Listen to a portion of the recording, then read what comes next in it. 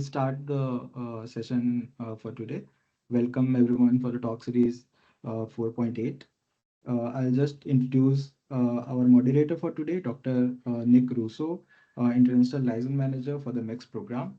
Dr. Nick has over 20 years of experience of working in UK government, and his final role was Head of International Innovation Strategy as Department of Business, Innovation and Skills. Nick led the innovation stand for Newton program and government to government policy dialogues. And Nick's consultancy, Unconventional Connections, focuses on innovation, collaboration, included work funded by DFID on harnessing the UK's strengths in clean energy technology to increase access to clean energy in Africa and Southeast Asia. So with this, I welcome Dr. Nick to the session, and Dr. Nick, you can take the session forward from you. Thank you, Satyam, and thank you for your kind introduction. I'm going to start by sharing my screen. Hello to everyone. Let me just get this going. Okay, you should surely see my screen. Okay. Let's just let this open. So today we have a very interesting session. I'm sure many of you have been to these talk series before, covering all sorts of topics relating to the introduction and expansion of electric cooking or modern energy cooking across India. But we have increasingly been taking an international perspective on these questions because many of them apply elsewhere. And Finovista, who deliver our work in India on behalf of the MECS program, is now partnering with GAMOS East Africa to bring a wider range of voices and a broader experience to these sessions. And I think it's really adding a lot of value, and as well as enabling dialogue between people in different countries.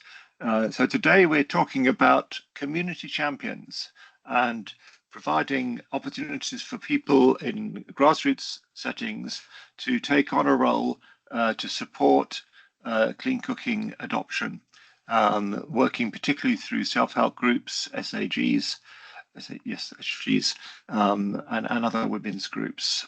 So it's very much a win-win, as we're seeing it, for people to get involved in this and to be part of the big shift towards a more modern lifestyle and modern kitchens. MECS is a program that's been running for 11-year program. Sorry, it's been running since in India since 2020, and we work with partners, many partners across the space, to help identify how electric cooking and other modern energy cooking for fuels can take shape and be expanded in the country. And India is where I lead the work, and Finovista, as I say, is our country partner. The talk series has been running practically since the start. We try to do one roughly every month on a whole range of topics. They're all available on YouTube if you want to see some of the back issues. And it's also an opportunity both to listen, to contribute, to ask questions, but also to connect with fellow members of the growing modern energy cooking community. And I'd encourage you all to use the chat functions to introduce yourselves, give a little bit of a background about who you are, give your contact details, and invite comments and connections. So I think it's really helpful and important that people talk to each other, learn from each other, and grow together. And obviously the session today will have a very impressive set of panelists. I'm going to stop sharing my screen now, with different experiences, as I say, across India and Sub-Saharan Africa. But we're going to start with someone who I've worked with for quite a few years now, Dorothy Awuor Otieno. I suspect I'm not pronouncing that right. Apologies for that, Dorothy. She is the founder and CEO of Nyalore Impact Limited. So she's a dynamic social entrepreneur, and Nyalore Impact Limited, that she founded and runs, is a woman-led social enterprise reshaping how communities in Kenya cook, live and thrive. Awuor is celebrating 10 years since founding Nyalore Impact, from her roots in rural Kenya to leading what is now a nationally recognized clean energy enterprise, and an organization that MECS has worked closely with on a number of occasions. Awuor's work is a testament that clean cooking is not just about energy, it's about dignity, health, justice, and opportunity for every household. And that's something that I think we feel very strongly about. There's a lot more than just sort of technology and new systems. It's about people and their lives and trying to help improve their lives. So I will, without waffling any further, hand over to Dorothy, or do you prefer to be called Awuor? I'm not sure, to give us an introductory presentation. Over to you. Thank you so much, Nick. I hope I'm audible and you can hear me clearly. Please confirm. Yes, yes, yes. Thank you. Yes. Thank you so much. So I hope you're going to share my slide.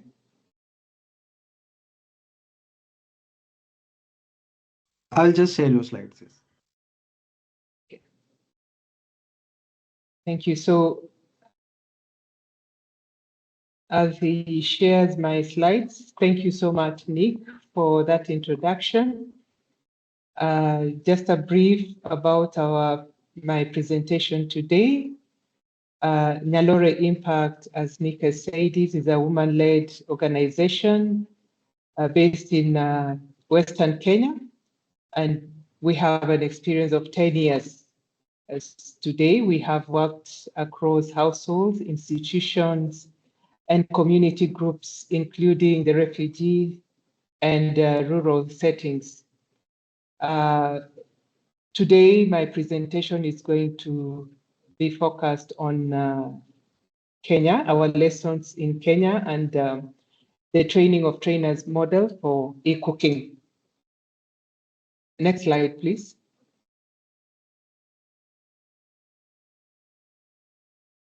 So in Kenya, over 85% of households still rely on firewood and charcoal, despite the growing access of electricity. The fear of new technologies, cultural cooking practices, and the lack of local support slows adoption, and women influence most of the cooking decisions in household, making them very critical to sustain behavior change. Nyalore, next slide, please. Thank you. So Nyalore Impact works with existing women groups. We also work with community networks and selected women who we train as trainers of EPCs, induction cooking, safety, cost management, and peer learning. Then the trainers, the trained trainers then train others locally, reducing the reliance that we experience from time to time on increased staff to do this work. So we leverage on the women that we train. Next slide, please. The training of trainers is a hands-on and very focused exercise on cooking every day, especially our traditional or cultural foods that are common meals in Kenya, such as getheri, ugali, and peer learning builds this trust, especially when trainers speak the local language of the group that they are training, or we have trained a trainer who they know in the community and they trust. So it makes it very easy for them to understand the daily realities, and the ongoing mentorship that we provide becomes more efficient than a one-off demonstration that many times we tend to do. Next slide, please. When women are trained as e-cooking champions, they earn an income because we train them also to be able to cook for other women who may not be connected to the electricity. And so this becomes like an economic activity that they are able to carry out when they graduate as our trainer of trainers. And the Kenya means that they are able to offer to the households that they offer this service to, are able to see firsthand the benefits that come with e-cooking, and the qualified trainer of trainers then find an economic avenue to generate revenue.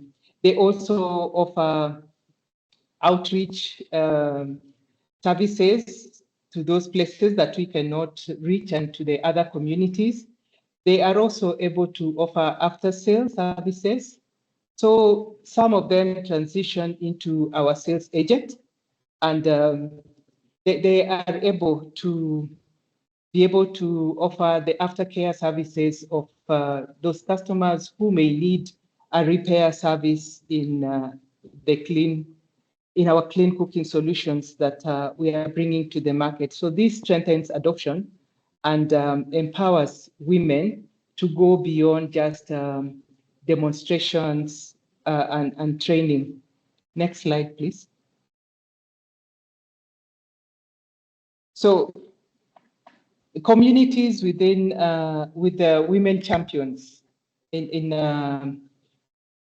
our learning show that there's a higher uptake of our products when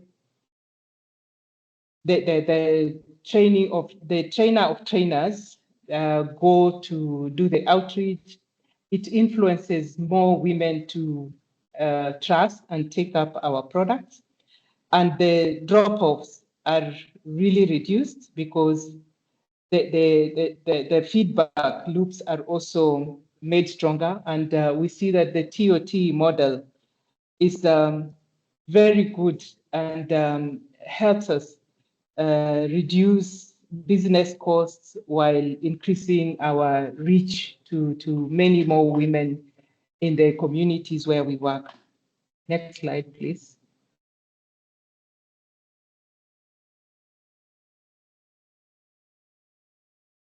Is this my last slide? Okay, thank you. So the training of trainers models is scalable, and we see that it is cost efficient, and it helps include women in the work that we are doing, and it should also be positioned as an enabler, not just looking at women as beneficiaries of the cooking appliances that we bring.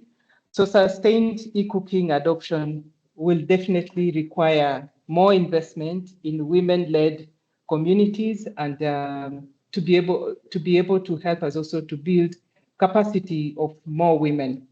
So I want to call on all partners to support the TOT border because of the benefits that I've just shared. Thank you so much, and over to you, Nick. Thank you, Dorothy. That is amazing. As moderator, it's a great pleasure to have someone who keeps exactly to time. So very much appreciated, Dorothy. And I think you've covered the main points really well. And I think we 100% endorse what you're saying about the benefit. Like I say, it's a win-win. The women can benefit and they can pass that on to others in the community. And it can all help to drive change and improvement for everyone. And there's experiences around the world of this. So I think we're going to hear now from 4 other speakers. They're going to bring different perspectives from a sort of policy, practice, experience point of view. Some active on the ground, some more about sort of setting up the systems that you need. But we've got a great richness in the room, so I'm sure you'll all benefit. I've been looking at the chat. There's a lot of AI assistants that are coming on board, which are presumably going to be taking notes and taking a transcript. But I'll also, just a reminder that if you would like to introduce yourselves, tell us who you are, give your contact details, and ask any questions or make any comments, feel free to do that. Teams also has a Q&A function, which you're welcome to use, and I encourage the panelists and speakers to keep an eye on these in case that you see any questions that you can potentially respond to online.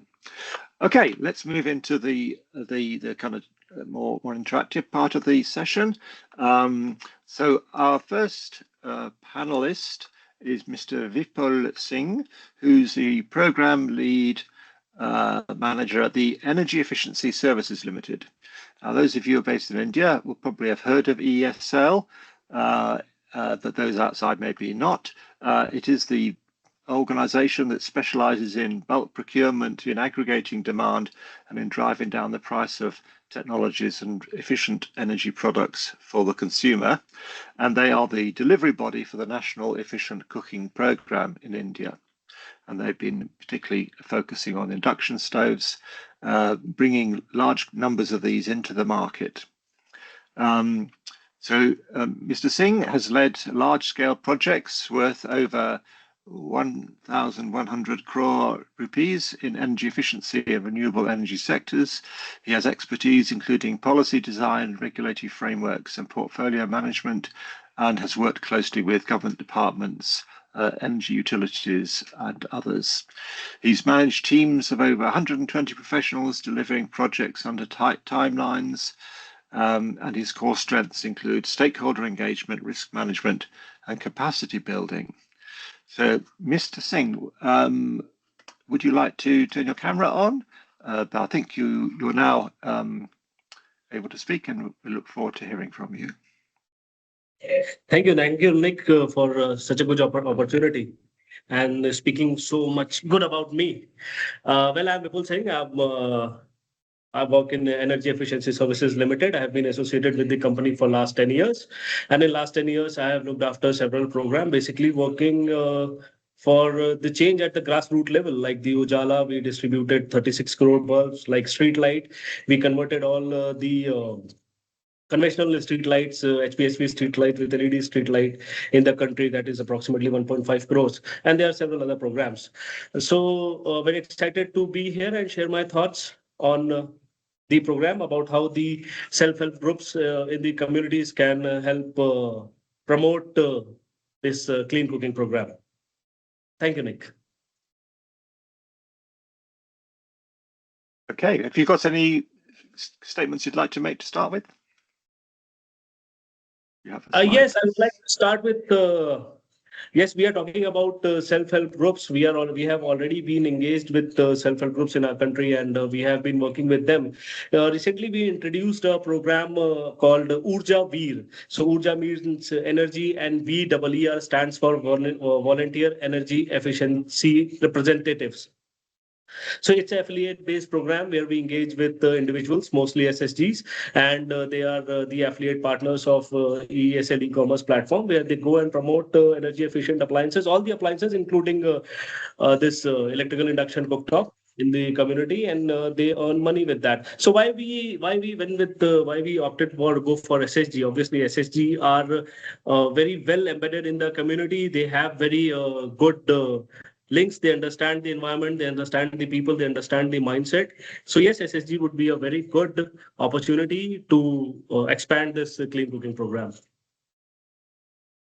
Thank you. And I'm interested that EESL, because you work with the multiple technologies, you're not just about cooking. Yes. I think the term you used was energy efficiency kind of ambassadors or something like that. So it's kind of, I guess it offers people a broader range of solutions to offer. Is that what you're? Yes, Yes, we do have several other products. We do in LED bulbs. We have energy efficient ACs. We have tube lights, energy efficient tube lights, and yes, there are several other products. And not these home appliances. We work in micro cold storage and solar street light also. Okay. All right. No, I hadn't thought about that as an option, but yes, it makes absolute sense. And if someone is going into a community and able to offer a range of different lifestyle improving solutions, and that can open up the conversation. Maybe we could come back to the sort of pros and cons of a cooking focused service versus a broader focus. Thank you. Okay, let's move on then. So I'll just make so you can see me briefly. Our next speaker is Mr. ABHIMANYU SAHU. I suspect, again, I'm failing in the pronunciation. He is the Director of Access to Energy at Schneider Electric. ABHIMANYU is a business leader with over 27 years of experience in the electrical industry, and he is responsible for the Access to Energy program in India, which has been scaled across 20 countries, providing access to green electricity to more than 50 million people.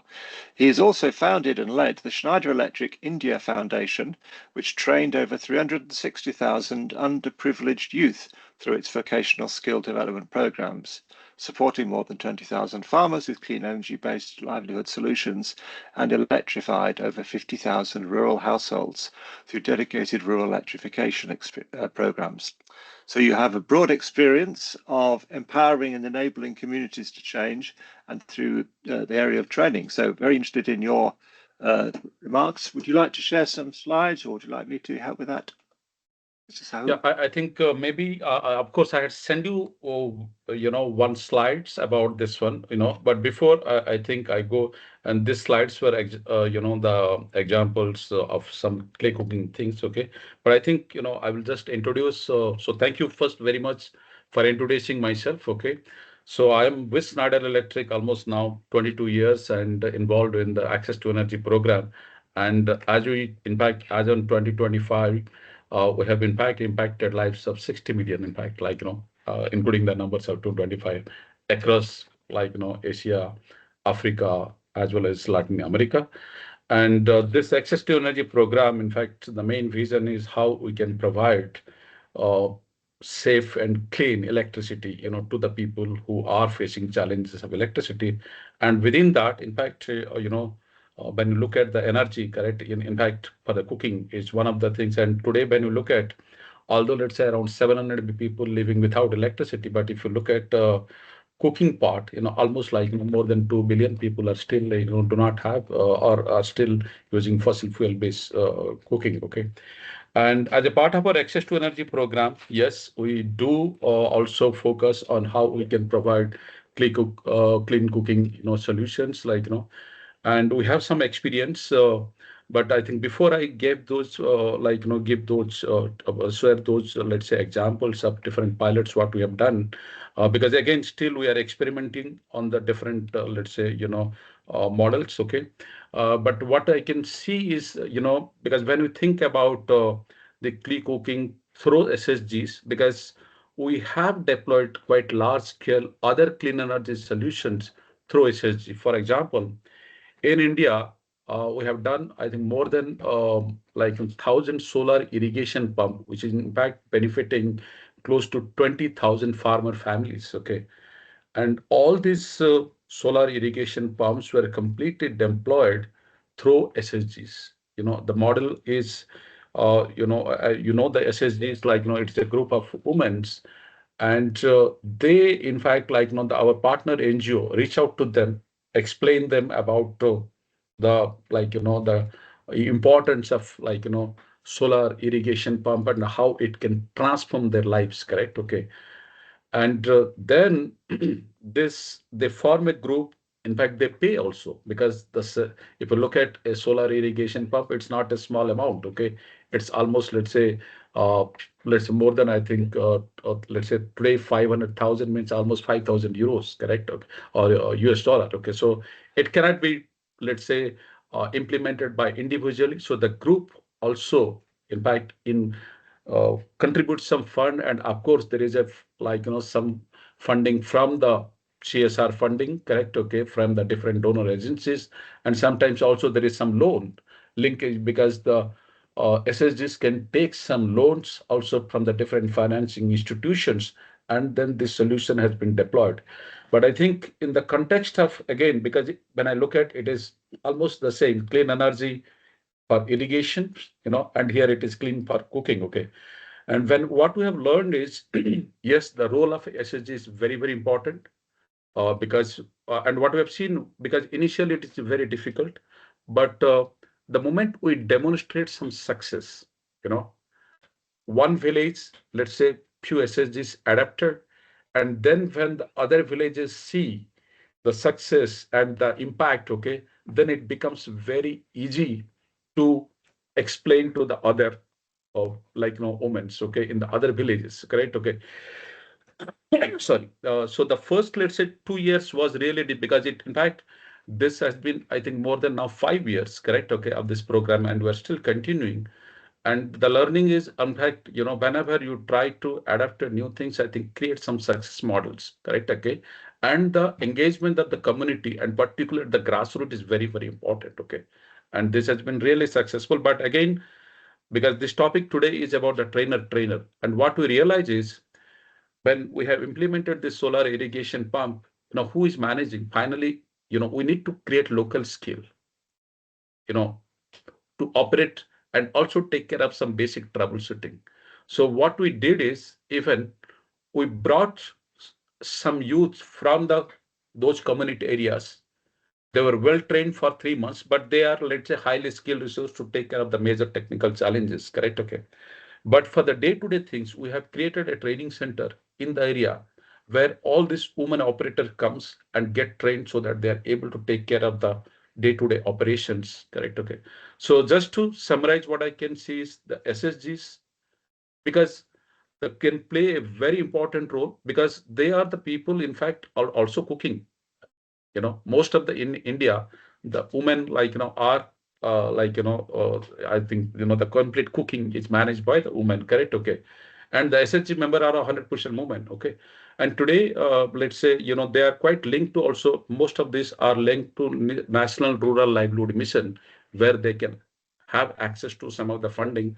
And when I see the clean cooking, let's say the cost of, let's say, an electric cooking stove, it is not such high, correct? Okay.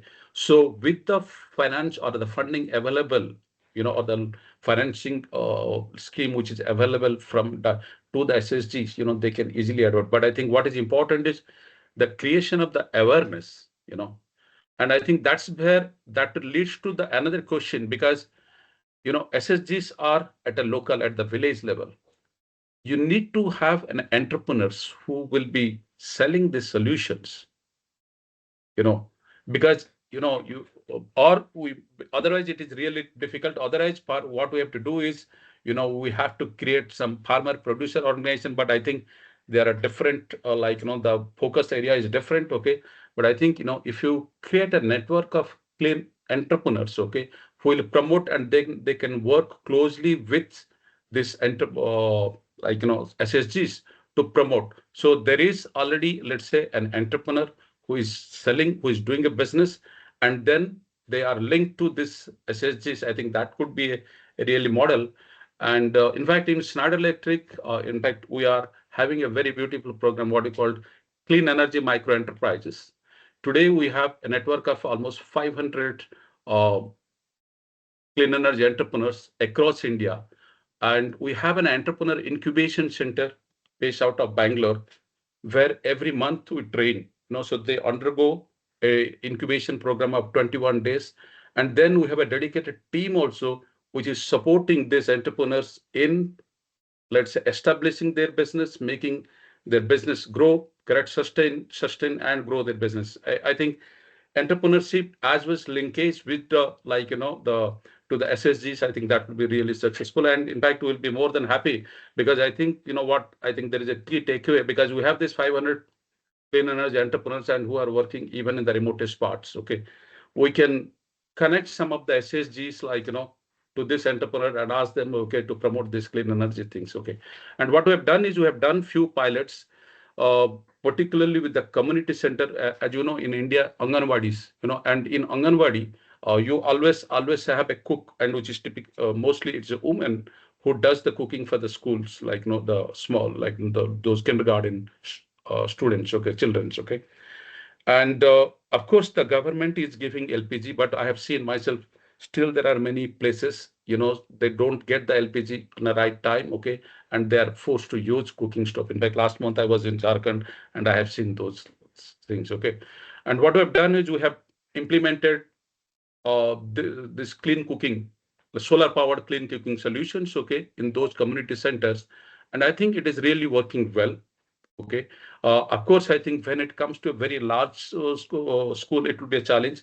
But particularly this Anganwadis, which let's say cater to the maximum 30 to 50 school childrens, and that is very easy. And what happens is it acts also as a demonstration to the villages, because already 2-3 women are engaged in the in the Anganwadi, at least the teacher, then a cook, and other few. Okay, so they are already seeing the benefit, and they are spreading this messages across the village. I think that's a model. But to summarize, the entrepreneurs, the SSG, correct, okay, and even the training of the SSG members, on the usage, I think that's really very, very important. Right. And thank you. You can just I will just take 2 minutes just showing some of those images of the pilot, if somebody can share the screen. I think we need to move on, if that's all right. Okay, I'm sorry, no problem. I've already spoken. Yeah. Well, if you can leave your contact details in the chat, then people can reach out if they'd like to see the slides, because I think you're doing amazing work in schools to provide new cooking solutions. And I'm certainly keen to speak further with you about your work across India. So sure. Thank you for your remarks. I think it's a good point that you're making, that the self-help groups have access both to women. They're trusted in the community, but also they can sometimes access finance, which means they can offer small loans to enable people to obtain cooking appliances. I think there's a question I'm interested in, which we'll come back to maybe later, is how much training to provide for different people in different roles. You talked about sort of different depths of training for kind of after sales support and technical support, and for the entrepreneurs. Okay, great. Thank you for that. I will now move us on to our next panelist, who's Florence Ndetti, who is the director at Caritas Kitui. They provide strategic leadership for community-driven development programs in Kitui County in Kenya. So she has extensive experience working with grassroots communities, particularly women's self-help groups, to strengthen livelihoods, build climate resilience, and advance sustainable energy solutions. Under her leadership, Caritas Kitui has spearheaded the promotion of eCooking in Kitui County through the Kitui eCooking Hub, serving as a host and knowledge-sharing platform nationally and globally, and working as a strategic partner to the MECS program. Florence is a member of the Public Policy Professional Society of Kenya and actively engages in policy dialogue, advocacy, and governance processes on climate, energy, and social development. So, Ms. Ndetti, we look forward to your telling us about your experiences. If you could unmute yourself and maybe turn on your camera.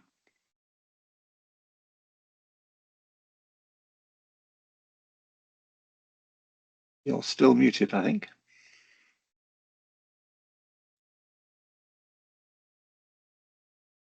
Oh, there we are. Okay, thank you so much for this opportunity. Like you've said, I'm Florence Ndetti, working for Caritas, which is the development department of the Catholic Church. We are based in Kenya, eastern regions, where we have a semi-arid zone. And in our work as development actors, we work closely with communities organized in self-help groups.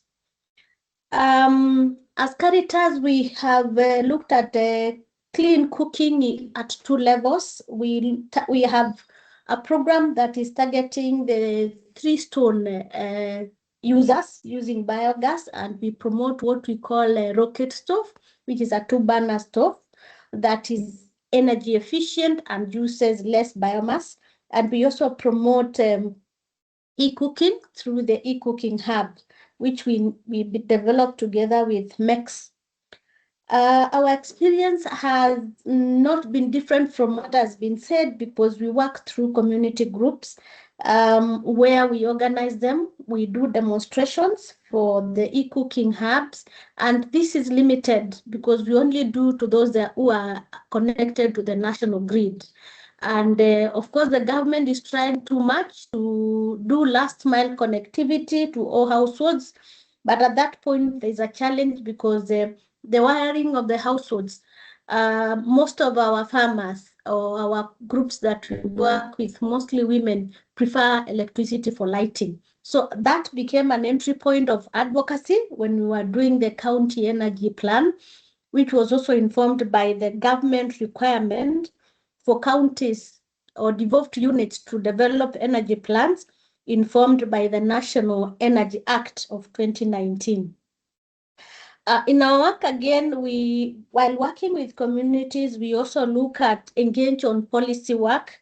I had shared a presentation, but I want to say that Kenya, we have very elaborate policy framework that supports this move of clean energy, starting with the Energy Act of 2019, which provides for mandate sustainable national energy planning and also enables clean and efficient energy systems.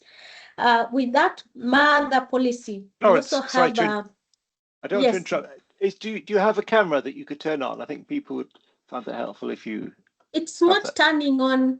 I'm trying, don't worry. It is not turning on. Maybe you turn from your end. Yeah. Satya, maybe you can help with that. There's some technical issue. Carry on. Apologies for interrupting you. Okay. So we also have a gender policy on energy, which also gives us mileage when working with women and also men, because we want to move the discussion of e-cooking beyond the women agenda. Simply because the electric pressure cookers, the upfront payment is a bit high. Most of the women would require to talk their spouses to support them finance the electric appliances. And that has been, this policy gives us a milestone to engage in as we engage in e-cooking programming. We also have national climate change action plans, which have also been at county level. We participated in developing the county level climate change action plan, which we also had a bias on ensuring that priorities of low emission household energy solutions are prioritized at county level, because this is at the lower level is where the action happens. Then we also have a national energy policy, which commits to universal access to clean energy by 2030. 2030 is just about 4 years to go. It might not be realistic, but that has really been helping us to drive the process of moving towards less and less use of biomass and adoption of modern energy appliances. I want to move directly to the Kenya National Electric Cooking Strategy, which was driven at national level, but with a lot of consultation with county levels. This adopted a multi-sectoral approach where we had private sector, development partners, county representatives, communities, and it is a document that gives Kenya as a country a step forward to engage in e-cooking. And it is solely focusing on e-cooking, which is a milestone, but the limitation is we need to create awareness around it, so that even as we are working with the communities organized in self-help groups, we can be able to articulate the provisions in this strategy, which looks at how to enhance e-cooking and also general clean cooking at the lower levels. As a development actor, we also work closely with our county government, the devolved unit, to develop the county energy plan, which we began with a study to understand what do people need energy for. And unfortunately, energy for cooking was like item number 6. Majority of us, because of the rural nature of our area, don't prioritize energy for cooking. They prioritize energy for lighting and maybe charging phones and that kind of space. So this has been our platform to create awareness when connection is being done, and also connectivity at household level, especially the wiring, so that as they do the wiring, they also consider sockets for cooking. The policy gaps that we are experiencing at our level are high upfront cost of e-cooking appliances, which with like the e-cooking, we are targeting the middle class and also those connected to the national grid. And there's always a feeling that upfront payment is too much, but this is where we bring in the self-help groups, where people are in a group and they pay in bits. But that has not peaked yet.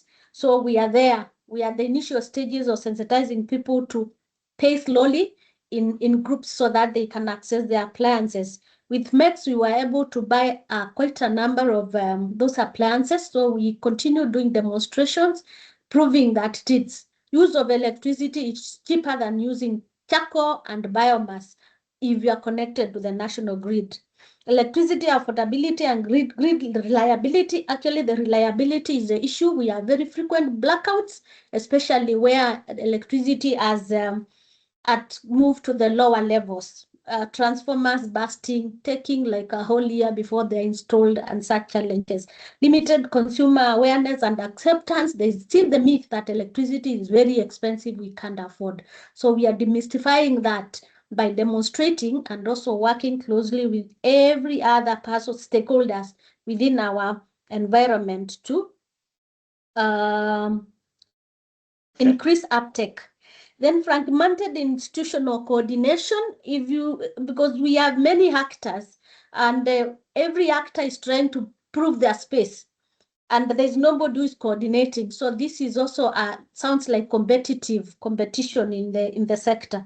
Then uneven county level implementation. Sometimes the county governments allocate resources due to priorities. Such resources are reallocated to other things. And where we are discussing a partnership, it becomes a bit difficult to work on an initiative together with the government. So that is what I can say, but to emphasize on the working with community groups, it is workable. We've done it in livelihood programs and it is a success. So this approach is quite noble and should be enhanced. Thank you so much. Thank you. Thank you. You're doing a huge amount of work in Kenya. It sounds like at every level, there's a lot of thought going into this. And it's interesting to hear how it's going at county level. I don't have much direct contact with that, but John and the team are very involved. So I'm glad to hear it's going well. But yes, there are always going to be challenges, and there'll always be people who have other priorities. Things that they feel are important, and maybe at the household level, the person who's responsible for the cooking has less of a voice sometimes. But I think things can change. And I was reminded of the gentleman from Schneider who's talking about the power of word of mouth. And how if some people start to see the benefits of having electric cooking in their homes, then others can see it and discuss that within their own households. So yes, it's a complex web of factors that have to come together to achieve change. Okay, our last panelist is Ms. Rehena Riawala. Again, no doubt, apologies for mispronunciation. She's the CEO of Grassroots Trading Network for Women and is also associated with the Self-Employed Women's Association. And she's been Vice President and Secretary of SIWA. She is currently she takes care of the Grassroots Trading Network for Women and SIWA's operations, which include activities that strengthen and provide green and sustainable livelihoods, capacity building, microfinance, social security, building resilience for poor women members from informal economies suffering from various disasters, including climate shocks and market shocks. So again, it's about the whole combination of services that are needed to help to drive change and achieve change. So, Ms. Riawala, you have some slides. Would you like to present them, or would you like us to arrange that? Oh, you're muted. I'd ask the team to present that. Okay, thank you. Satyam, can you do that? Sure, I'll just present this. So by the time the slides are opening, I'll just first of all, namaste and good afternoon, and thank you for this opportunity for considering GTNFW, that is Grassroots Trading Network for Women, and SEWA as one of the panelists. And like I'll just start with a brief on SEWA. Self-Employed Women's Association SEWA is a member-based organization of 3.8 million poor women workers across 18 states in India. We also have a presence in neighboring South countries. And the profile of the members is that they come from more than 100 different trades, but then they have categorized into four major categories. So we have home-based workers, we have vendors and hawkers, we have small producers and manual laborers. And twin goals of SEWA is full employment and self-reliance. Employment and livelihood that provides with work security, income security, food security, and social security. And alongside that, we see to it that not only economic self-sufficiency is achieved, but then also look into that how does the decision-making power of the woman member also increases. So, like talking about the connect between informal economy workers, can we go to the second slide? This one? Yeah. The third one. I can't see it's moving. Oh, right. Are you not? Yeah. So talking about the connect between the informal economy workers, energy transition, and climate crisis, our Haryali campaign is a special purpose vehicle which works on addressing the issues of energy poverty and climate action, so that the climate crisis are mitigated and we work towards building the resilience of these poor women workers from informal economy, which would further lead to just and inclusive energy transitions for the poor women workers. Can we go to the next? So in Haryali campaign, as I mentioned, we are working on building the major initiatives which we are working on are building green villages, wherein we have identified clean and green energy technology solutions for household as well as trade related uses. We have like various DRE equipments and technology solutions like clean cooking solutions, solar trap lights, solar pumping, solar fencing, e-vehicles, and much more.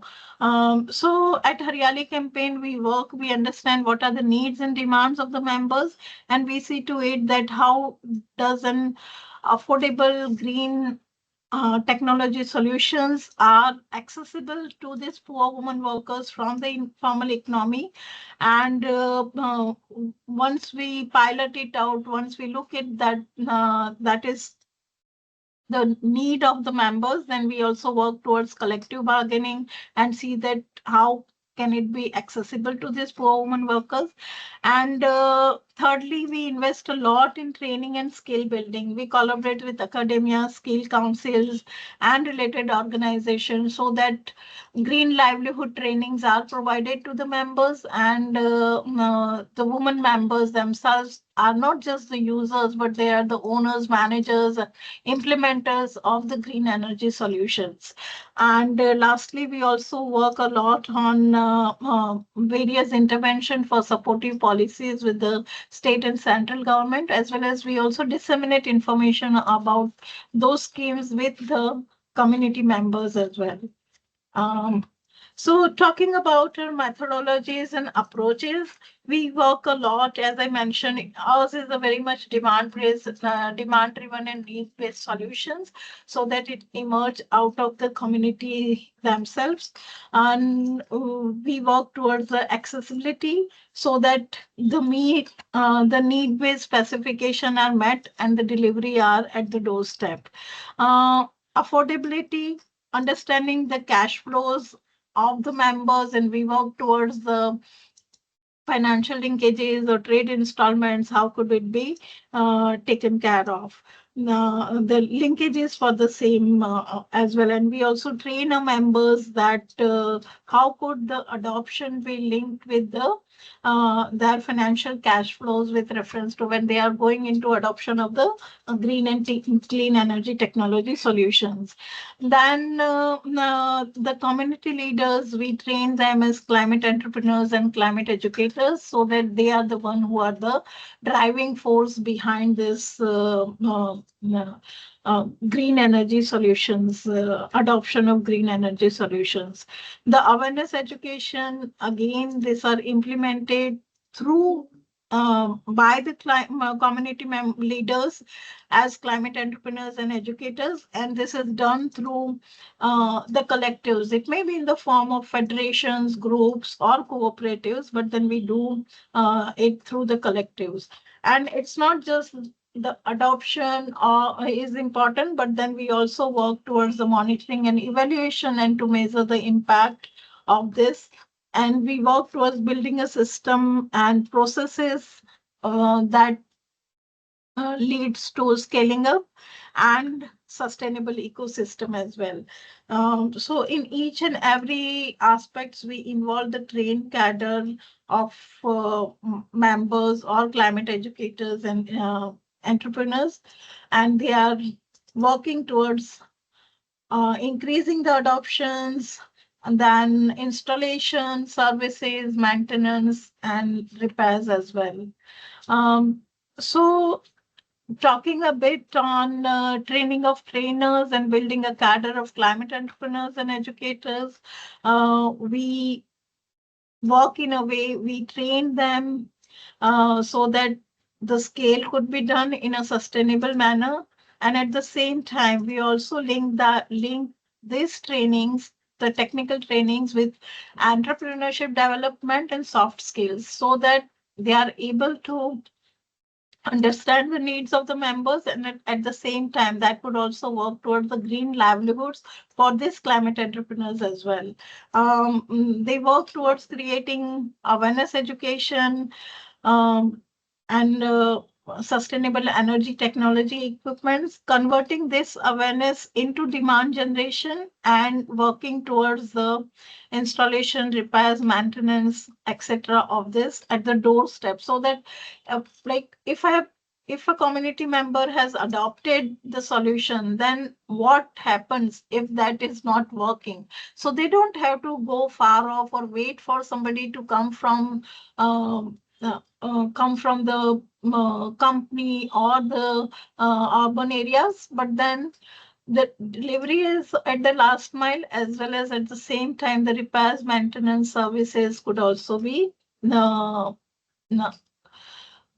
availed from the community itself, so that it makes the ecosystem more sustainable. We have a small video on how the adoption and scaling up is done through the community leaders, though this is more about all the DRE equipments, but then if I could request, that could be shown. Sorry, do you mean the video on the next? I'm not sure we've got time for a video. Is it a quick?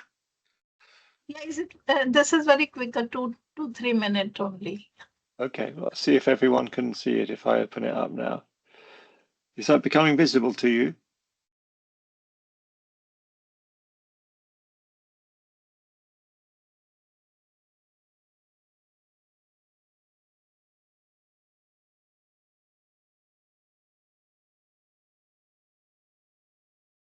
Yes.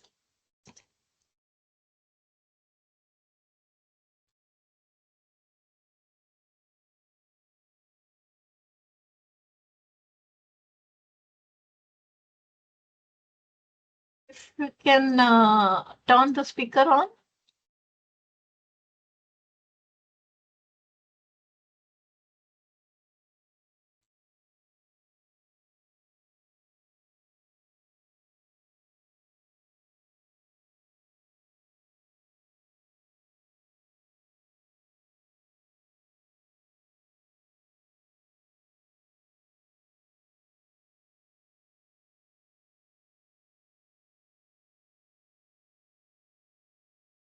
by the time the video start, I'll just talk about, yeah, it is. Sorry? Yeah, it started. Yes, is it okay? Can you all see it? I don't know.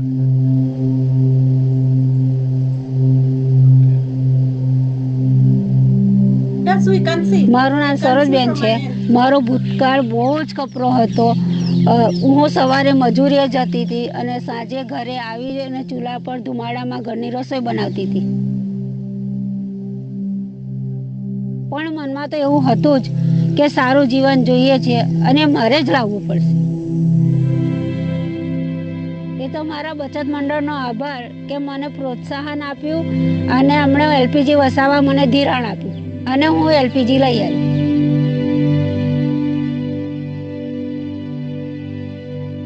આજે મારા એકલા ઘરે ચોખ્ખું રસોડું નથી. મારા જેવી 1500 બહેનોને ચોખ્ખા રસોડાની તક આપી. મારી ધગસ વધી. મેં મારા ખેતરમાં સોલર પંપ નખાયો. એમાંથી મારા જેવા હજારો નાના ખેડૂત બહેનોને પાણી પહોંચાડ્યું. બીજા અમારી હું ના જોઈએ તો શું, પણ સૂરજ ને ધરતી તો અમારી સામે જોવાના જ છે. હું ત્યાંય ના રોકાય. મેં ઘરે ઘરે અજવાળા પહોંચાડ્યા. ફાગડી ગામમાં જ્યાં 100 વર્ષથી લાઇટ જ નહોતી, ત્યાં આજે રાતે પણ અજવાળા છે.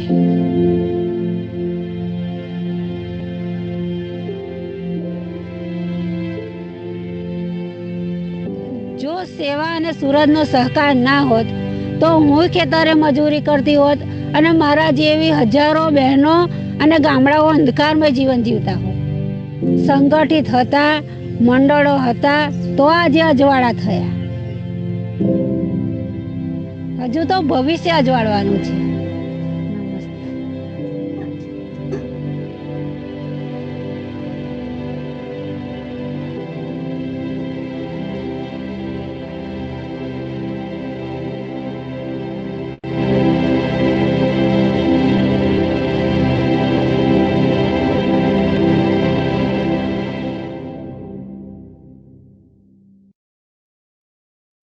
Thank you. That's lovely. Very inspiring. Well done. I'm conscious of time, I'm afraid. So I know you have some final recommendations. Could you just talk us through those? Yeah. As we saw, the impact has been huge. It's not just only on the environmental impact, but then it is also on the livelihoods, women empowerment, and bringing in the women members in the in the value chain of green energy and technologies as well. And it also brings in the life of dignity and self-respect. Like the final recommendations and few suggestions which I'll be talking about is, of course, like as I mentioned, it should be based on the needs and demands of the members. The pilot testing should be done, and post that, and that should bring in the understanding of the members and incorporate the needs. And so the design should be accordingly done. And at the same time, affordability is also very important. And we need to invest in the community-based organizations like Grassroots Trading Network for the women, to bring in understanding the members' need, awareness education, technical trainings for the usage and scale up at the community level, training of trainers linked with livelihood generation and entrepreneurship, and easy in how could the linkages for the adoption with easy and simple financial linkages could happen. And this would all bring build a sustainable ecosystem. So these are the major suggestions and recommendations which we would. Thank you. Thank you. Thank you so much. Thank you. I'm sorry, I'm conscious of time. We've come to the end of the hour. Some people may be able to stay on for a little bit longer, but I don't want to assume that. I think I'm pleased to see there's some use of the chat.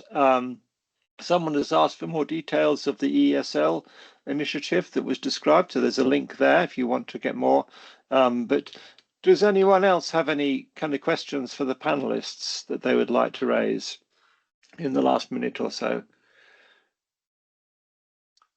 Yes, we have a hand raised from Dr.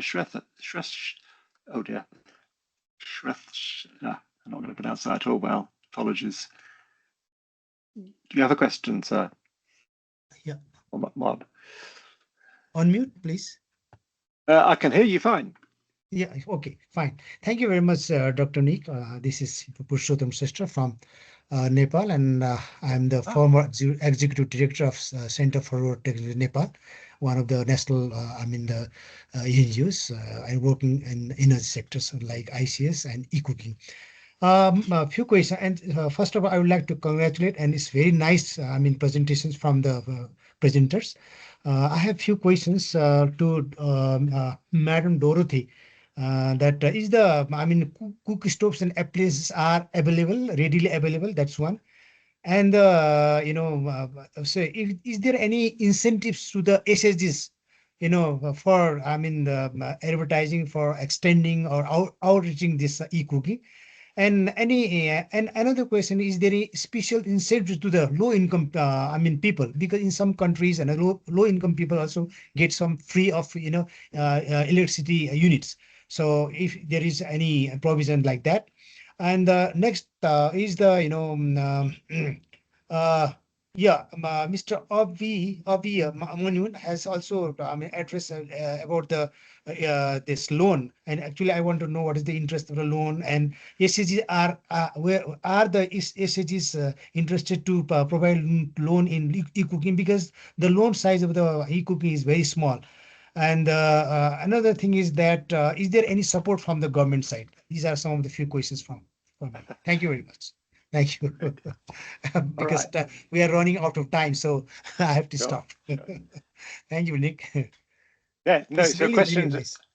Good. So some It's questions very nice. about. It is really addressed directly to the SDG goals, that is the energy sectors. I like it very much. Thank you very much. All right. Thank you. Thank you. And give people some chance to respond. So are there incentives for the self-help groups to get involved? What access to finance is there? And is there support from the government? I think those are three questions that you can possibly answer. Any of the panelists might be able to provide a response to that. But Dorothy, do you want to start? Yes, thank you, Nick, and thank you, Doc, for those questions. Yes, we give to the women whom we have trained and who are working as sales agent, we give them a commission of 500 for every unit sold. So this motivates them to continue selling even more. Unfortunately, in Kenya, we do not have any government support in our work. Thank you. Maybe Florence could add something too. Sure, thank you. That's clear. Yeah. Yes, I think to answer this, ABHIMANYU, I think there were the questions related to the self-help group. I think the interesting, what we have seen is in India, there are government, there are self-help groups who are connected to the national banks, and they have access to the finance, low-cost financing, okay, almost at a rate of less than 12%, okay. So the women SHG members can get a loan almost at very nominal rate, okay.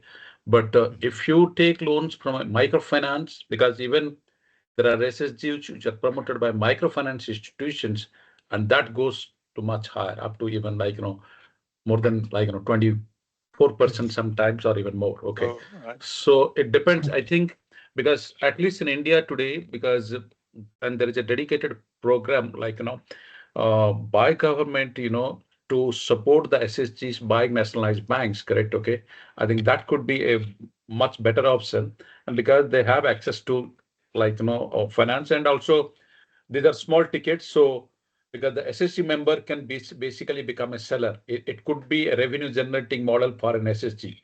So SHG can buy, let's say, cooking stove, and then they can sell to all the other village members, and that could be a revenue generating model for the SHG member, which could be, let's say, 10 women. That's a very good point about how you make it of interest to self-help groups, and what their role is in this, and what your expectations are. I imagine and each self-help group will be different. There'll be a different group of women with a different leadership and a different mindset. So it'd be interesting to hear people's experience of how you select them, and whether they self-select. But Florence, did you have a comments chat. Oh, we can see you. Hello. Lovely. Did you hear the question? I'm not sure. I think you dropped out at one point. It was asking about the sort of financial aspects, and you're on mute, Florence. What's the support from the government? Are there loans available for people to afford the devices, and does the self-help group get some benefit or incentives involved? You're on mute, I'm afraid. Can you unmute yourself?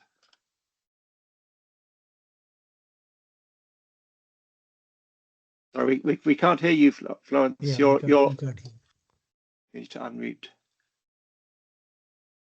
That's it. Go. Try again. Okay. We don't have loans from the government to support the self-help groups, but we have a model we call savings and lending for communities, where we have women between 10 and 15 to 20. They come together, they make savings on a weekly basis, then collectively with the target to be able to buy the EPCs. And that is what is working, although on a very low scale, because there's no one, we don't have incentive from the private sector or from the government supporting the access to the EPCs, but we adopted the law. Oh dear, you're frozen. Maybe the camera was too much. Okay, there's obviously different models and different approaches that need to take account of the local context and access to private finance, essentially banks and the like. Ms. Riwala, did you want to offer an experience? Yeah, I just want to share that with reference to financials, as I mentioned, we look into it that supposedly if a member is adopting a clean cooking stove, then we see to it that what are the upfront cost of it, and then what would be the savings which she would be having through not using the kerosene or diesel in case of solar pumps and so on. And accordingly, we see to it that how could looking into their cash flows, we can have a financial linkages in a way that we do have our own savings and credit groups as well with Seva Bank and other nationalized banks as well. So through that, how can the loan be given, and then the installments could be like worked out in a way that it could be from their savings, and then at the end of the period they could be the owner of that particular equipment or devices. And talking about the incentivization, like we can if we link it with government schemes, if this linked with the government scheme, it could be incentivized in a way that because though a small contribution, but in a way they are also contributing towards the climate change. So how could the linkages be come up in the form of carbon credits or incentives? Because in biogas we had worked out with the vendors in a way that the carbon credits earned are negotiated with the upfront price of the biogas. So a biogas which is costing around 35,000 would cost around 12,000 to a member.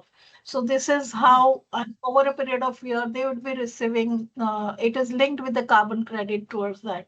So this could also be a kind of arrangement. And at the same time with the climate educators and climate entrepreneurs, if they are working towards demand generation and adoption of this equipment's green and clean technology solutions, we also work out with a vendor or through an institutionalized manner, how can certain amount of commission or whatever we say could be linked with their livelihood, so that they would earn their livelihoods through these green technologies.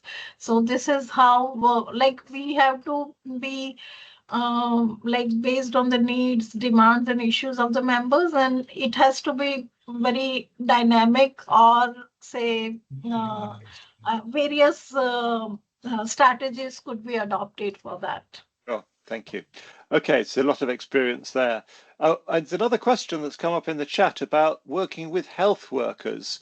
Health workers exist in different contexts in communities and can offer advice. They're well respected and they can help, particularly mothers, maybe with their young children, and can help to advise and support people's choices around cooking fuel, particularly highlighting the air pollution aspects. Does anyone have any experience of working with health workers in a community context? We work in a very integrated manner, and it's not just that the health workers or say, but then we do also we have the community-based SHGs, that is Seva Health Ambassadors, and they work towards the health and wellness of the communities. And so like in an integrated manner, because they are from the they are also from the community itself, and when we go into the villages, when we go into the communities, though we are working for the wellness and health related aspects, but then if we come across certain issues which are for the adoption of the clean cooking, we do link with them. And then the Seva Health Ambassadors are also not working standalone, but then of course, like we have the childcare centers wherein the ASHA workers would also come and at those childcare centers for the vaccinations and things like that. So our Seva Health Ambassadors are also working very closely with the government cadre of health workers. So it's all very linked and in an integrated manner. Thank you. Mr. SAHU, you raised your hand. Would you like to respond? Conscious of time. Yes, I think to I think answer this question also, I'll just like to add something, what Mr. Hannah has already said, because in our project, as I mentioned, we have done some pilot with Anganwadi, and if you look at in India, the Anganwadi is basically, it is preschools, and in fact, it is also they are providing the health for the children, correct? Okay, but I think they are quite big influencer. So any, I think, resources, who has a good influencing ability in the community, I think they will play a very important role. And in Anganwadi, particularly in Indian context, I think they play a very important role. Okay, because they also have the responsibility to provide, food for the children, for the nutritions as a part of the government, the nutrient program for the children. They cook food in the center, and which are, so if they use cooking stoves, correct, e-cooking stoves, so they are also influencing the community. And I think any, let's say, influencing, let's say, community member, I think they can play a very important role. Thank you. Yes, no, that does make sense. Okay, well, thank you all for your contributions. I think I think there's the consensus, if you like, that this is a really critical part of what we refer to as the jigsaw. And as I think was pointed out, there needs to be a kind of a cascade model, training the trainer and connecting local groups to entrepreneurs, to training facilities and to expertise. So it's a complex web that has to be built in countries as large as India and across sub-Saharan Africa. But I think it's really important that we have that our focus on the very the most local level and then work back from that. So thank you very much. There'll be further talk series coming out shortly. Just to give a plug that we at MECS had a stock take last year of the situation in India. We're working on publishing our findings and our recommendations going forward. I hope you'll be interested to review that, and we'll be discussing it. And we're planning our next MEC forum for the September. We will announce the date very shortly. So thank you all for your interest and participation, and I wish you all the best for the rest of the day and the rest of the week. Namaste and goodbye. Thank you so much. Thank you. Namaste. Thank you. Thank you. Bye. Bye-bye.